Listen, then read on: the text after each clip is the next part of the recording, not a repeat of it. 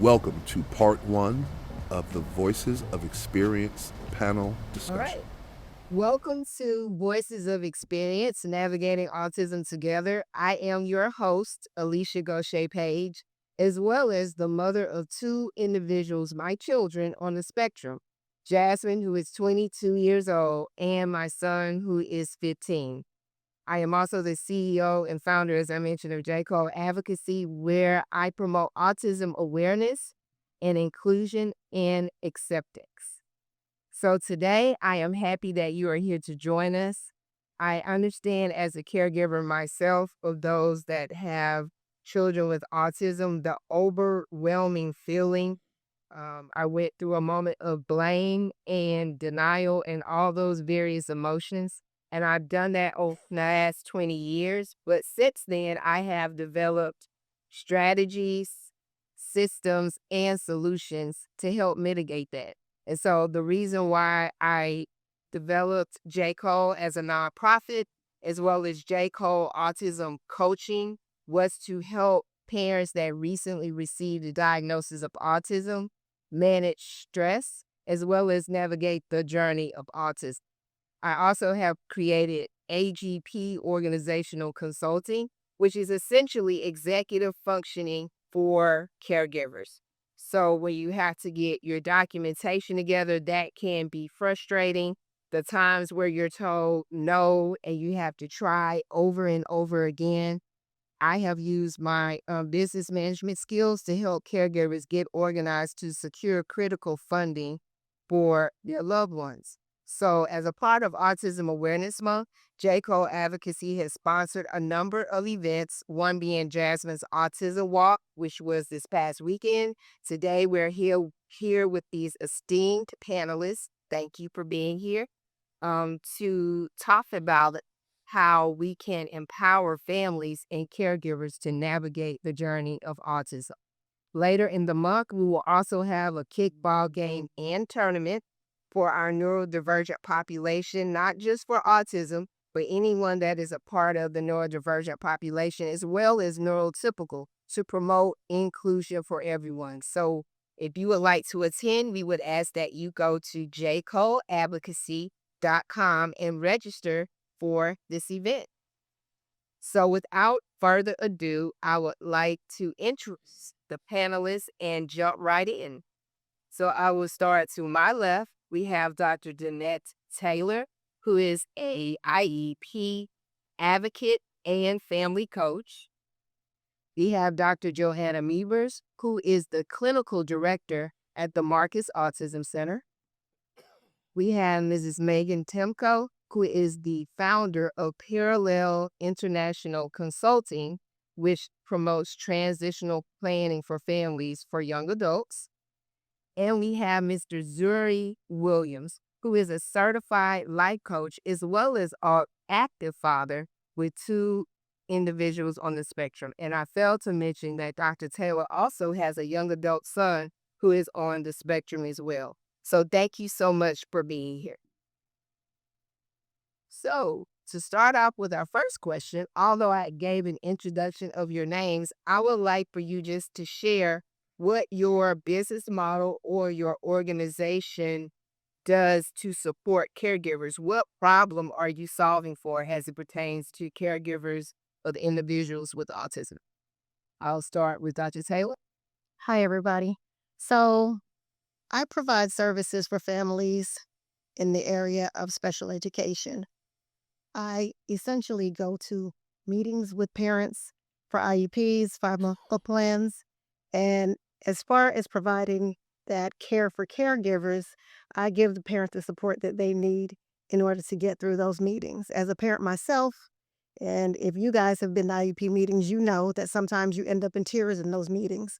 So you need someone to lean on. It's not just the space of someone helping you get through or understand your rights as a parent, but supporting you as a parent through those meetings.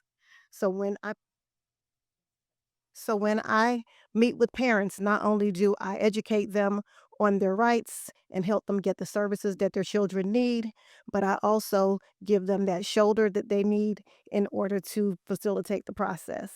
At the end of the day, all of this can be overwhelming for us.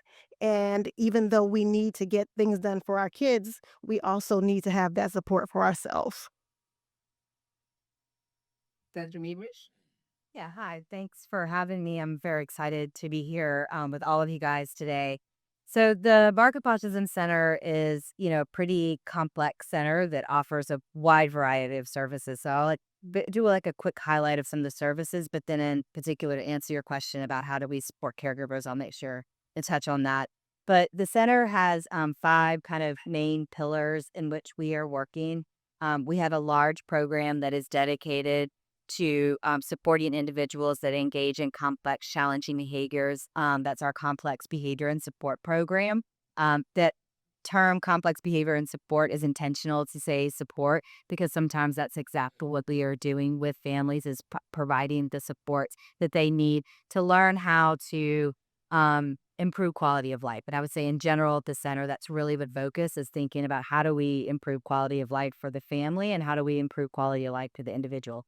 We also have a large program that focuses on skill development, working on the fundamental kind of building blocks to learning, a lot of focus on early communication.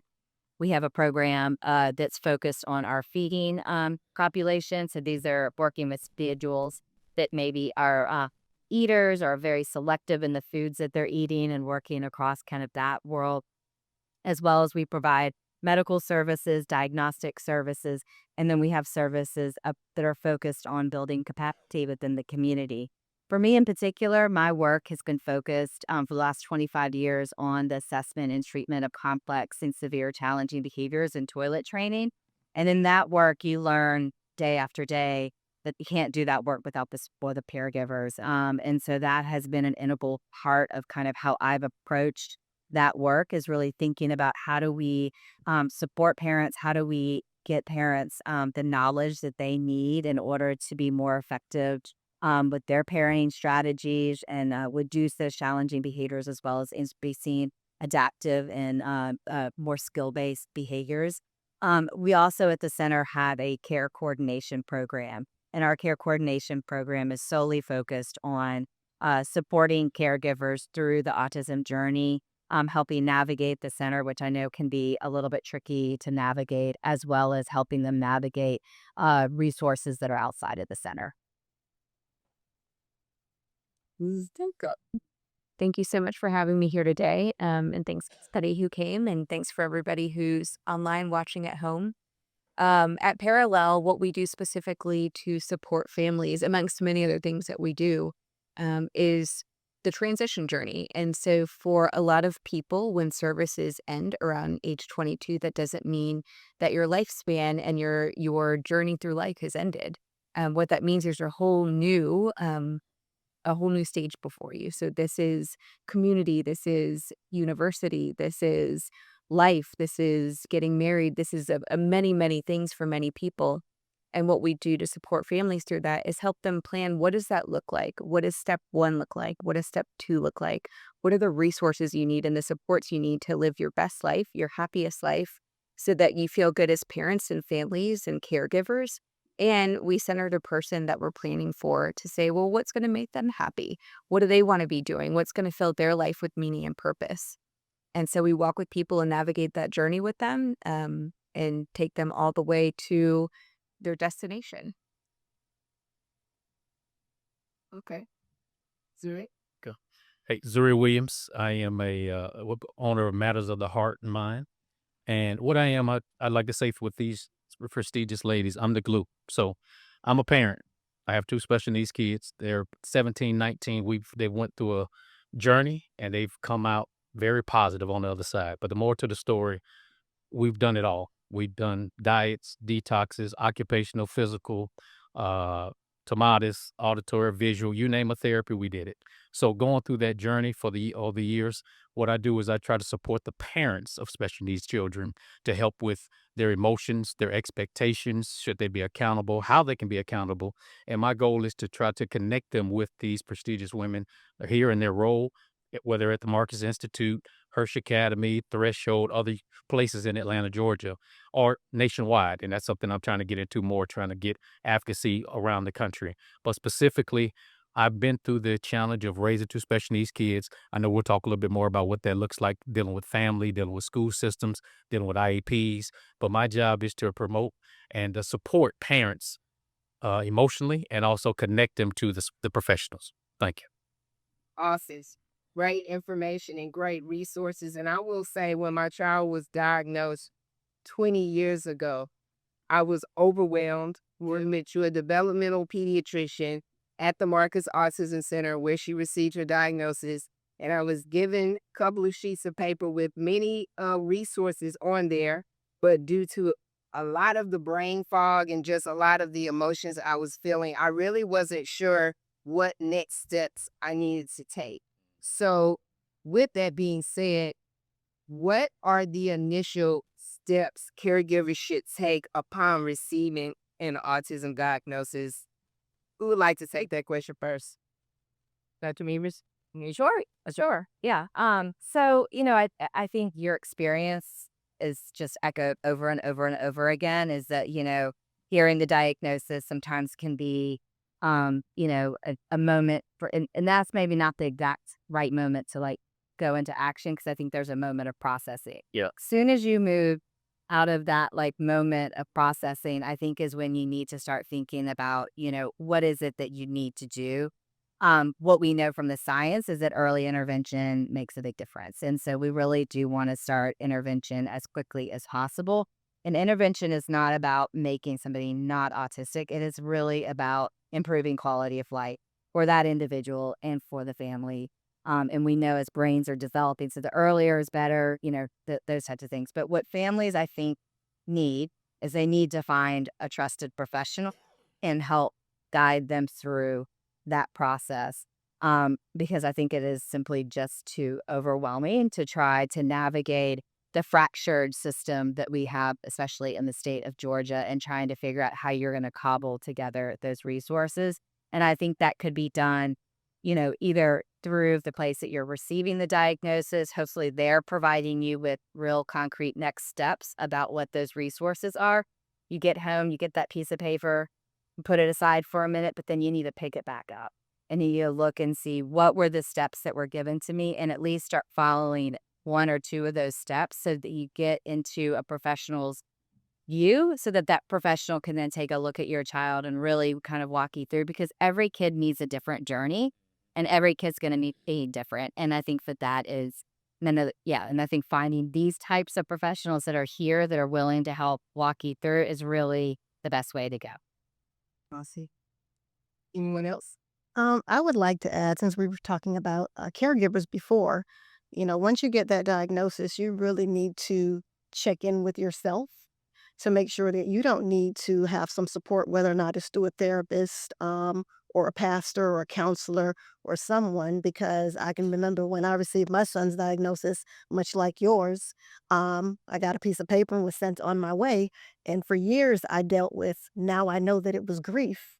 And that went unchecked for many years. So I do believe that having someone in your corner to provide you with some counseling is very important. And as a life coach, Zuri, what are your sentiments about what you just heard? Well, I agree with everything they said, but just to kind of piggyback on what the doctor said, you need to find a village, right?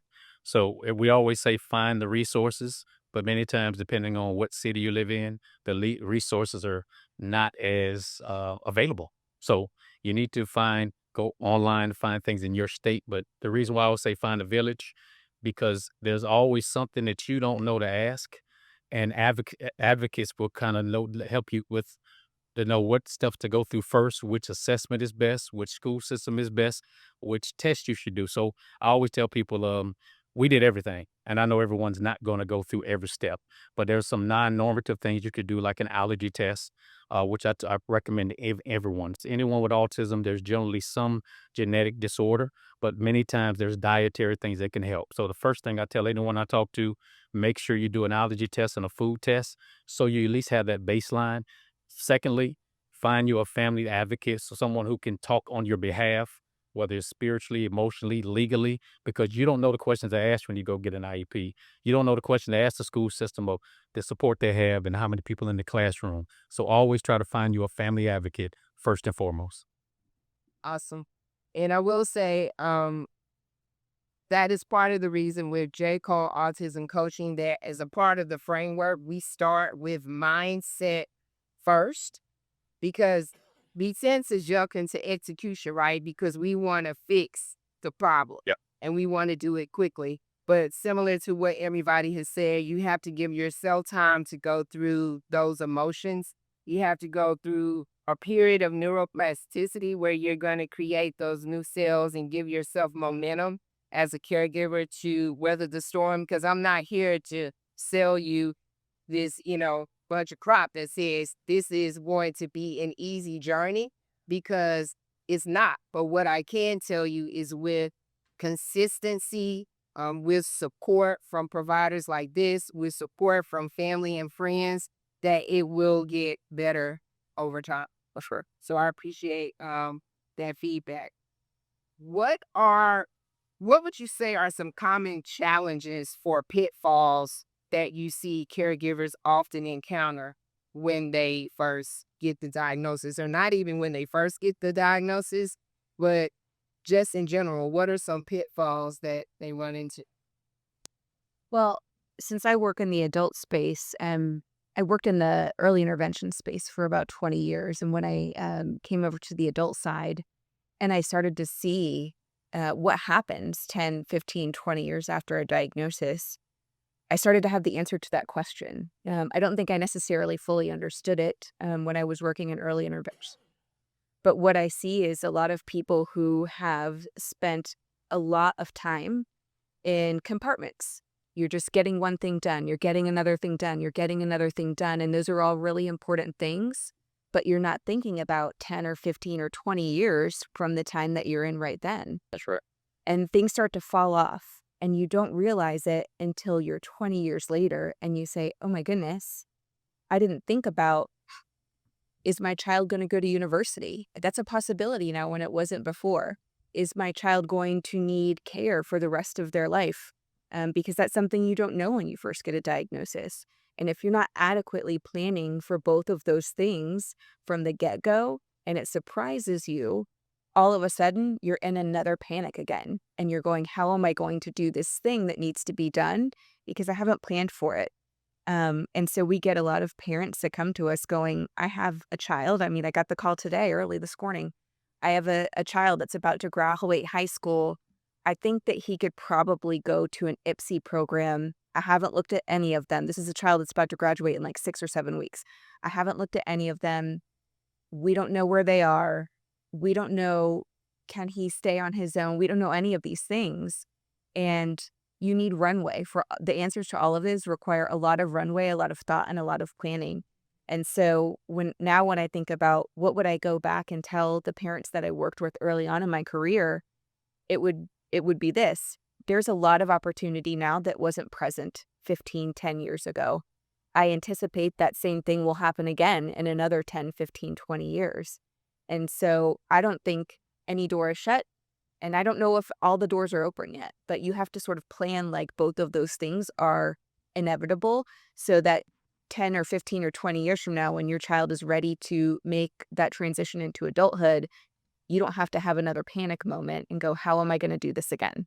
So that's what I would say. And often with transitional planning, hear that, oh, well, just, when they get to middle school, that's the time to start thinking about it. But your philosophy on that is different. Oh, and it has rapidly changed since we started Parallel. I probably agreed with that 5 years ago. Yeah. But now I want to say, after you catch your breath and get your village together to work through early intervention, you need to start expanding that village out to somebody who can help you after the child's in middle school, after the child's in high school. And you need to think really intentionally about that. Who will be the people that support me?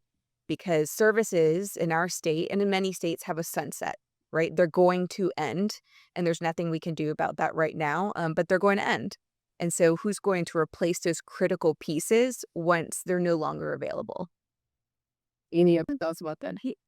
Yeah, I'll add a little bit that, some of the studies said a few things. One is that, there's the sort of obvious thing around, bad treatments, things that I've seen a lot of parents that have wasted a lot of time and money on some of those things. And so I think that you know, one common sense way to think about it is if somebody's offering you something that is seems like a miracle or it doesn't logically make sense why that's going to help the thing that they're saying that's going to help, ask yourself questions about that, get some more information. But I think that really bleeds into the second thing that I think is really important is you have to learn a lot and you have to start learning soon. And I think that like when you're raising a typical child, like you've got the structures and systems in place, and a lot of the skills that we know on how to parent work for those kids. Those things don't work so well always with autism.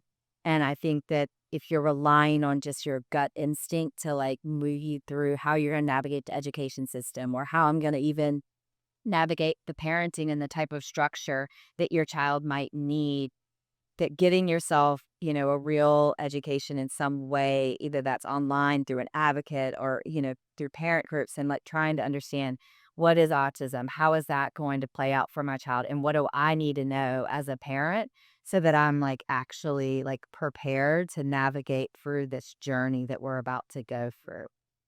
Definitely. That's great advice. And you mentioned about there are a lot of fads out there. I mean, it's so hard though I know. to determine what's legit. But I know in our podcast discussion, Megan, you pretty much said they should have receipts Yes. for what they do. And I know Zuri, you did a lot with your kids around different therapies. Like, how did you ascertain or determine what would be best for your kids? Well, it's a time frame thing I got to talk about first. So my kids are they're a little older now. They're teenagers, seniors in high school. So you have to think about 17 and a half years ago, autism, we heard of it, but it wasn't as prevalent as it is now, right? There's a lot of data, there's a lot of information that we have now of what is good, what's not good based on who your child is. So at that point, I never heard autism when it came up, right? I knew it was something I heard on TV, but had no clue what it was. We went to some support places, learned a little bit more about it. But because it was so new, and Atlanta was the best place or top two in the country for services, but it was all out of pocket at that point. So just to give you an idea, at that point, 17 and a half years ago, I said, I'll do it all. So we did tomatoes, we did occupational, we did physical, we did speech. If you name it, we did all the detoxes, the different diets. And I will tell you, everything worked in some form or fashion. Some on other levels I'll talk about later.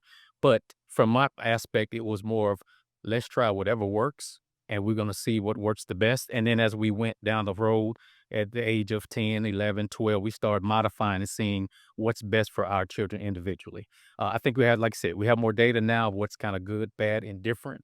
But we tried it all at one point because the goal was to make sure they don't just exist and they thrive. Now, just kind of give an idea, one thing we did that my family thought I was crazy, we got rid of I didn't have a TV for 8 years because they told me about the sounds and the visual and the pixels of TV and how autistic children look and see things. I didn't understand that. But I had just went through a fast the month before, so I felt like God prepared me for it. So we got rid of our TV, didn't have it for 8 years, and I can tell you right now, I tell parents all the time, you may not want to do it, but the main thing you need to do is connect with your child at an early age so that you can have that connection throughout. Awesome. And like, Dr. Taylor, did you have any input on that question? Sure, yeah. From a school age perspective, making sure that you know what your parental rights are. A lot of times we go to these IEP meetings and we are completely unaware of what we have a right to, what our kids have a right to. So I think that it's important that when they give you that 13, 14-page document that they tell you, you're going to fall asleep reading it, fall asleep reading it. Yeah. Read it until you know every single page and you know exactly what your child's rights are. And with that, you perfect transition. How can parents effectively advocate for their child's needs in an educational setting? What are some best practices that you would suggest? Well, first and foremost, know your child. You spend more time with your child than anyone else. So when you go into these meetings, it is not a meeting for them to tell you what you need to do with your child, what needs to happen at school with your child, but you are an active participant in that IUP meeting. So you want to make sure that you are coming prepared to those meetings to speak to your child's abilities, what you believe is going to be best for your child. It is not a situation where they come with everything lined up and tell you what needs to happen. So make sure that you are fully aware of the parts of an IEP. You want to know what your child's present levels are, what they look like academically, socially, emotionally, behaviorally, what their adaptive skills are like.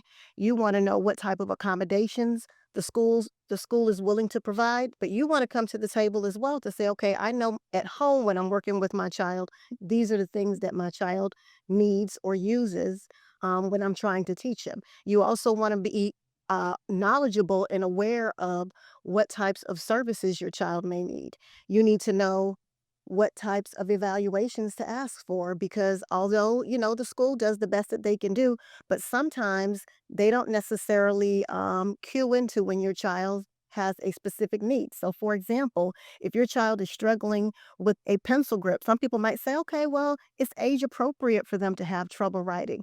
Well, it might be, but you might want to go ahead and just get that occupational therapy evaluation instead.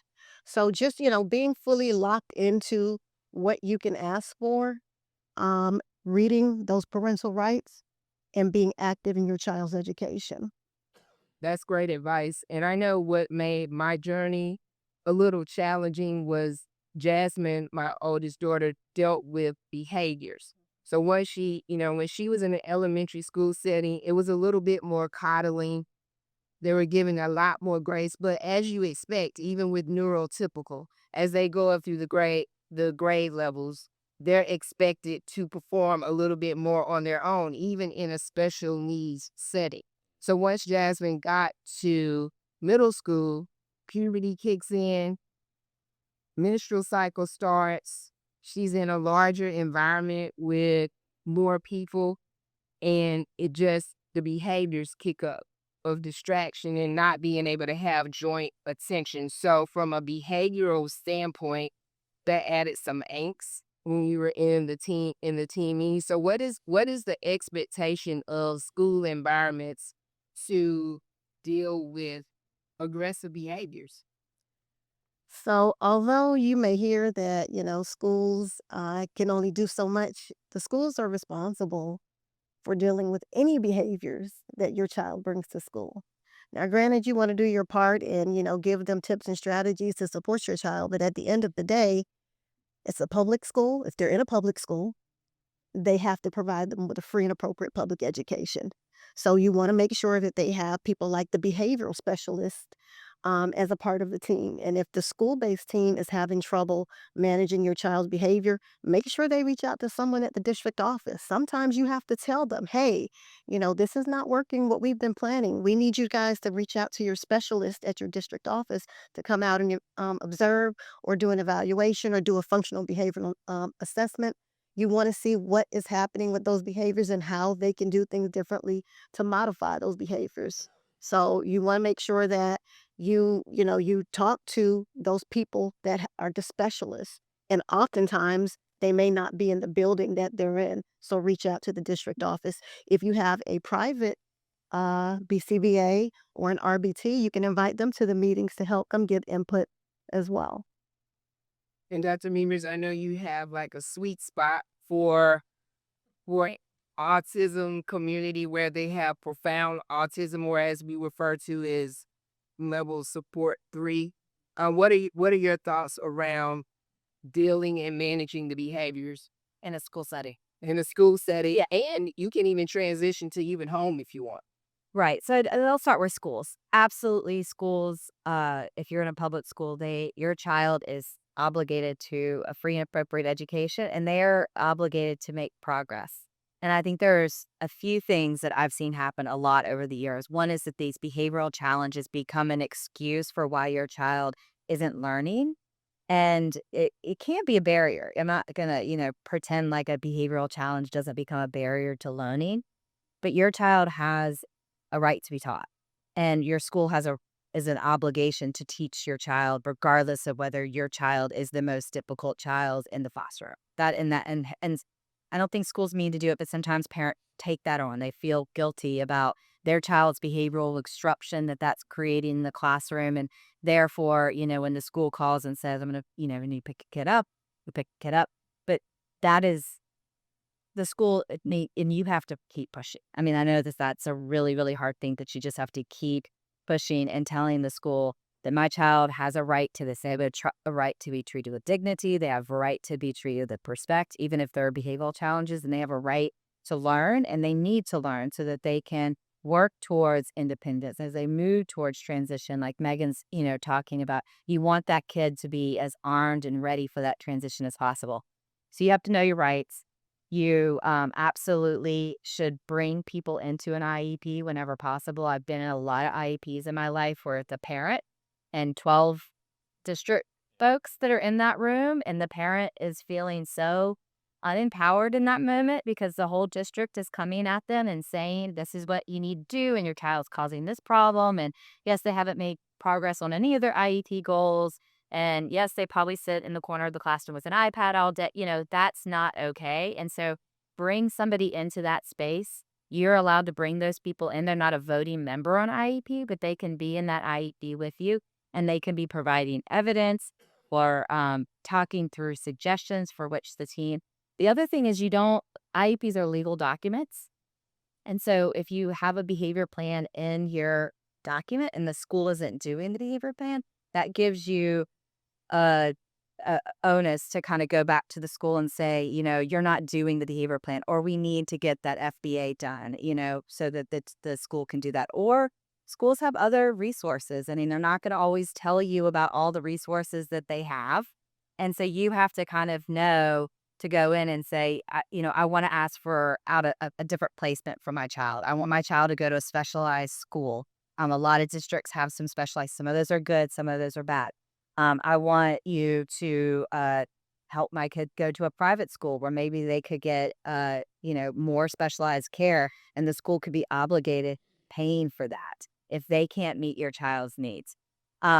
So just so much there around like advocacy for yourself. Find the advocate, find a friend, and if you trust your gut, like if you're saying, I don't think my child getting what they're needing, they're probably not getting what they need, and don't let the school dictate to you what they can do. You need to dictate to them what they need to be doing for your child. Sure. Awesome. Please join us again for part 2 of the Voices of Experience panel discussion.